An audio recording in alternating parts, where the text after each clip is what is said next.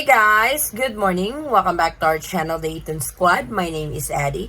So for today's video, let's do a recap for travel documents that you need when you are headed to the Philippines. This is for this month, August of 2022. Details coming right.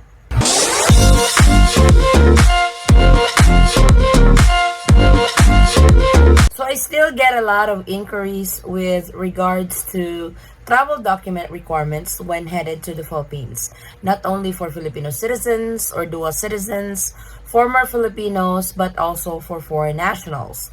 I know the travel protocols to the Philippines are on status quo since May of 2022. So to refresh you guys on the current travel protocols to the Philippines, particularly for travel documents as of August of 2022. So let's start it with Filipino citizens. So if you are a Filipino citizen, for example, you're a resident of a particular country, you're a green card holder, you will need the following documents. Of course, your passport, Philippine passport. Luckily, the 6 months rules for Philippine passport holder does not really apply to you when you are headed to the Philippines. This is only when you are headed to the Philippines. Because if you are going back to your country of origin, the 6 months rules apply. So, dapat po yung mga pasaporte ninyo valid pa rin for 6 months kahit natatanggapin kayo ng Pilipinas kung less than 6 months. I hope hindi kayo nalito nun. So for example, your passport will expire in 4 months and you have a flight to the Philippines as a Filipino citizen and a Philippine passport holder, the Philippines will accept you. What you are going to have a problem with is when you are going back to your country of origin. For example, you are coming from the US.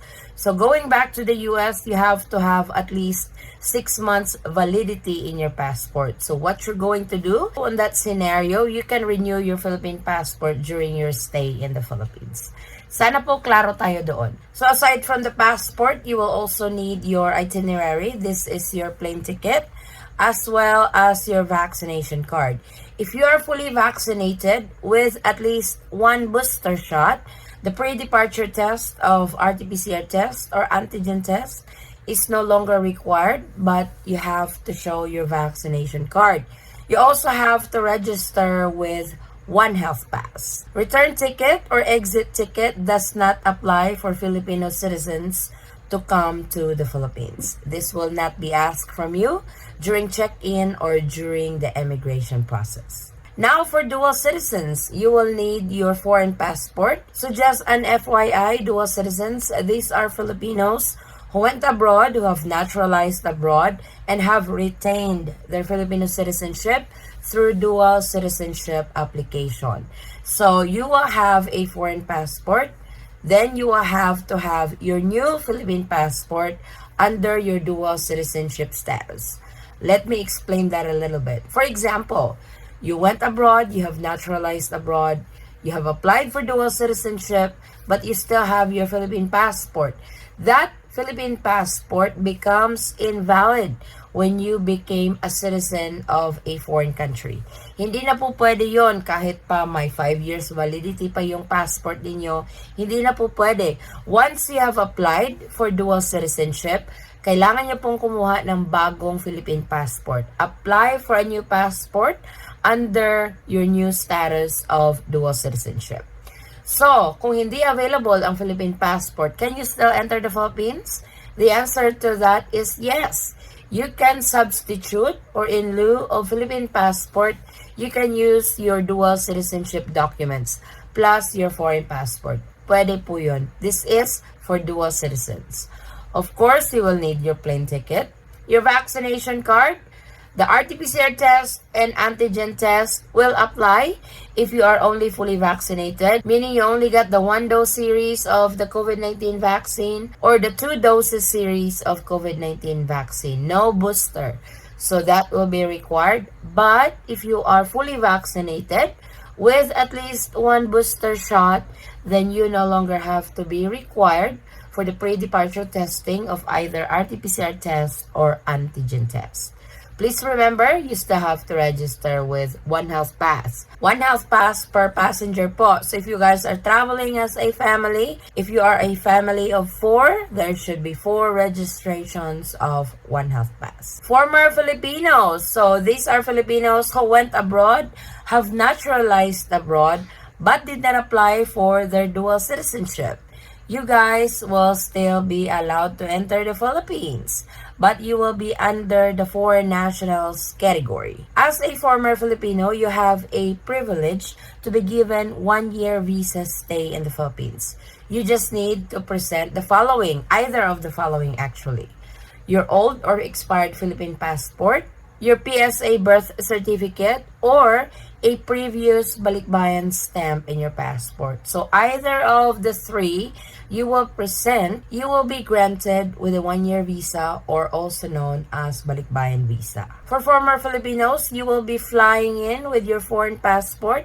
Unfortunately, the 6 months rules apply. So make sure that your foreign passport has at least 6 months of validity when you enter the Philippines. One Health Pass is also required, and your vaccination card. Like I have mentioned in the 2 categories, you will only be required for the pre-departure testing. This is either the RT-PCR test or antigen test if you are only fully vaccinated. This is with no booster.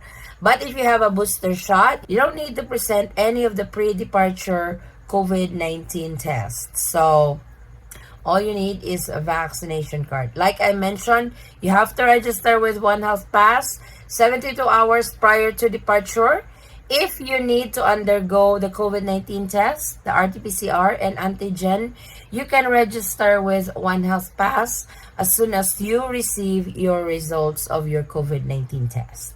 Now, for foreign nationals, if you are entering the Philippines as a foreign tourist, you will need your foreign passport. As I mentioned earlier, under the former Filipinos category, the 6 months rule apply to you. So you have to have at least 6 months of validity in your passport upon arrival into the Philippines. Because if you have less than 6 months, you will be denied entry. Not even entry, you will be denied at the airport during check-in at your port of origin. For tourists, you will be required an exit ticket or a return ticket or an outbound ticket to the next destination. This is very crucial because this can deny you from boarding the aircraft if you don't have this. Also, One Health Pass is still required.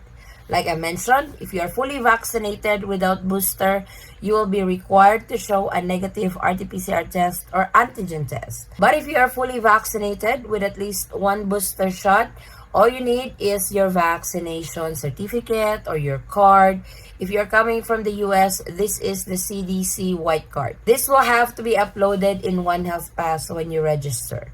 Registration in One Health Pass is within 72 hours prior to departure to the Philippines. Or if you have to have the negative RT-PCR test or antigen, you can register as soon as you have your results. Also take note for foreign nationals entering the Philippines that need to have a visa entering, especially to nationals coming from the visa-required countries. Make sure to secure these visas first before planning in going to the Philippines, because if you don't have a valid visa, you will be denied entry into the Philippines. For 13A and SRRB holder, you will have to present the specific visa for SRRB visa holder or for the 13A visa holder. So like I mentioned early on, the travel protocols to the Philippines, particularly for travel documents, as of August 2022 is in status quo. So the documents that I have mentioned, these are what you need to prepare entering the Philippines as a Filipino citizen, dual citizen, former Filipinos, or foreign nationals. Entering as a foreign tourist, 13A visa holder, or SRRV, as well as 9A visa holder. So to those who are still planning on coming to the Philippines, and especially to those who are new to the channel and trying to check what's the current and updated list of travel documents to the Philippines, here it is. If you have any questions or concerns, you can message me in our Facebook page, same handle, the Eaton Squad. Like I said, guys, there has not been much change to the travel protocols to the Philippines, and I apologize if I haven't been uploading videos as much. So, like I said in the beginning, it is on status quo. So what was implemented last May is still implemented in August of 2022. So this is our quick travel update. Thank you guys so much for watching. If you have any questions, concerns, or inquiries with regards to this video or in any of our travel related videos, please comment it down below and I will try to get back to you guys as soon as I can. Or you can direct message me in our Facebook page, same handle, the Eaton Squad. Again, guys, thank you so much for the continued support and trust to our channel and to our family.